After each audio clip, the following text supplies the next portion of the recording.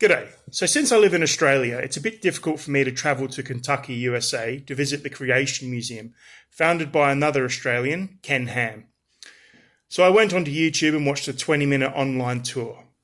First, they show you a sign stating that the Bible is authoritative, without error, and inspired by God.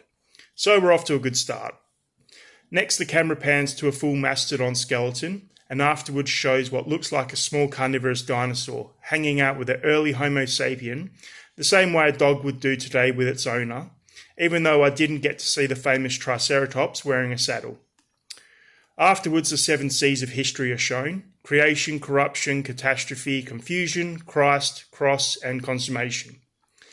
We are then given a chart showing the timeline of our universe. On one side is the creation belief that it is only 6,000 years old, and the evolutionary view that it is 14 billion years old. We then get taken to an exhibit about humans, and in large writing it states that humans and apes are not related.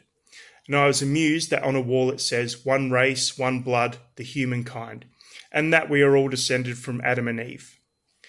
Both are contradictions. We are great apes, there's no denying that fact. And obviously, we are not equal. So many people have been annihilated throughout history because apparently God told one set of people that another is lesser and needs to be wiped out.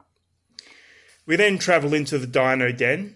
Then we get shown the Garden of Eden with Adam and Eve, hanging out with all kinds of animals, including bears, antelope, and even an iguanodon. Next, we witness people going into a Noah's Ark exhibition where animals on board include rhinos, wildcats, dogs, even Cynonaphus, an animal closely related to mammals that lived during the Triassic period, which was 252 million years ago, but somehow it's on a ship with zebras and giraffes. Speaking of giraffes, they say there were only short-necked ones on the Ark, but the question remains, how do we have long-necked giraffes today when there would have been only short-necked ones after the flood? Could it be that they evolved longer necks to get to the vegetation that was too high before? And lastly, we are shown some characters from the Bible, including David, Joseph, and Jesus.